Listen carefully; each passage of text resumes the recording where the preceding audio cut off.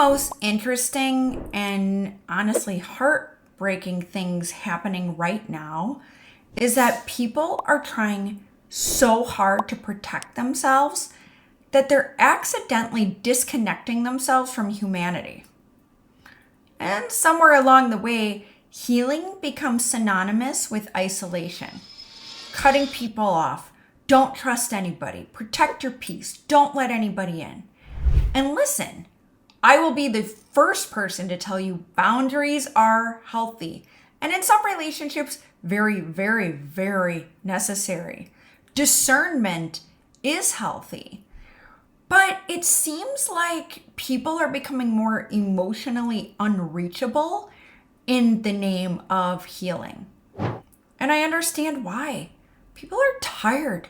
Tired of betrayal, tired of manipulation, tired of being used, tired of carrying relationships alone.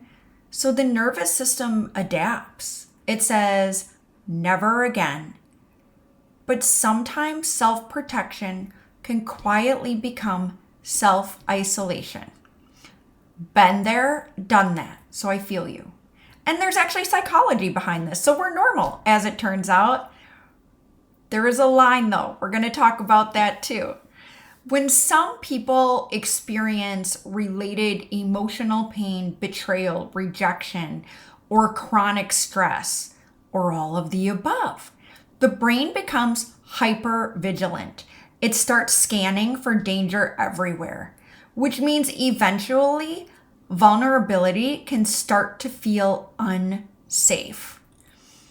And like I said, I can relate to this because I became a fortress after a series of hurt and betrayals by the people absolutely closest to me who were supposed to protect me, and the people who I opened my deepest vulnerable parts up to, and they twisted them against me and used it against me, and told me things like crying is weakness, and there was so many things, but that's just something that pops into mind.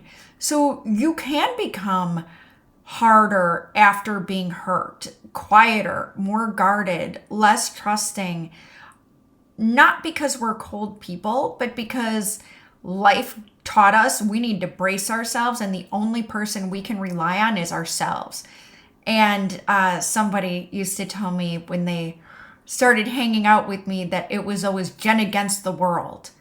I know some of you feel that way, but here's the problem. If healing only teaches you how to avoid pain, it never teaches you how to stay open. You don't actually end up free. You end up a prisoner in your own world, if you will. Yes, you're protected. People aren't going to get in to hurt you again, but you're disconnected, and you have the possibility, if you're disconnected and a prisoner in your own world, of not enjoying the most beautiful parts of life that come when we are willing to, in a healthy, boundaried way, let people back into our life. And we talk about social media a lot on the Conscious Creator Community podcast. I also think social media has absolutely amplified this, right? How many posts in your feed do you have right now? If you were to scroll for like 30 seconds, you would come across posts that would say, everybody is toxic. Everybody's a narcissist. Everybody's out to manipulate you or sell you or hurt you. And while absolutely true that toxic behavior does exist, we've also created a culture where people are terrified of normal human imperfections, and they are looking for red flags all the time. Real relationships require vulnerability. Real relationships require repair, communication, grace. Heaven knows there's so many nuances, and it requires both people making effort on both of those things. Human beings can be really, really messy, And I'm not even talking about the physical sense of messy. I'm talking about the emotional and mental side of being messy. So healing shouldn't convince you that every uncomfortable moment is danger. One of the biggest conversations happening right now is hyper independence. Hi, my name is Jenn, and I am a recovering hyper independent me against the world survivor. And so when we talk about this kind of motion happening right now of hyper independence, people are celebrating, I don't need anyone. But physiologically, hyper independence is often a trauma response. Hi, my name is Jenn. Absolutely 100% this was a trauma response. And in my case, and possibly in yours, it was my nervous system that had learned and was reacting in a way that said, if I rely on nobody, nobody can hurt me.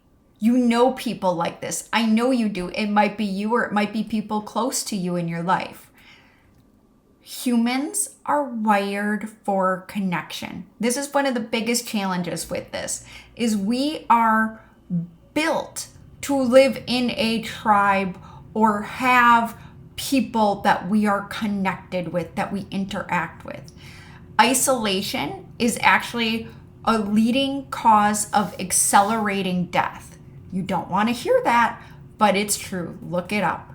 So true healing is not becoming untouchable. It's becoming safe enough within yourself that you can trust yourself. That's right. I said trust yourself. And that you no longer have to armor yourself against the entire world. Scary, isn't it? But it is possible. I am living proof it is possible. Because true strength is not becoming emotionless. Strength is being able to stay soft, to let people in, to love and be loved without abandoning yourself. If you've been hurt, protect your peace. Find healthy boundaries. Don't let pain convince you that connection is the enemy. It is not. Because the goal of healing should not be, nobody can reach me anymore. Been there, done that, calling you out. The goal should be, I know how to protect myself without losing my humanity. That's right. Keep the human part of you. Now, if this episode resonated with you, or you know somebody who needs to hear this episode, please share it with them. We always love to hear your comments. Please feel free to comment as well. Like, subscribe, do all the things so that you can get more pieces of the Conscious Creator Community podcast. I'm Jenn Hatcher, and I can't wait to see you on the next episode.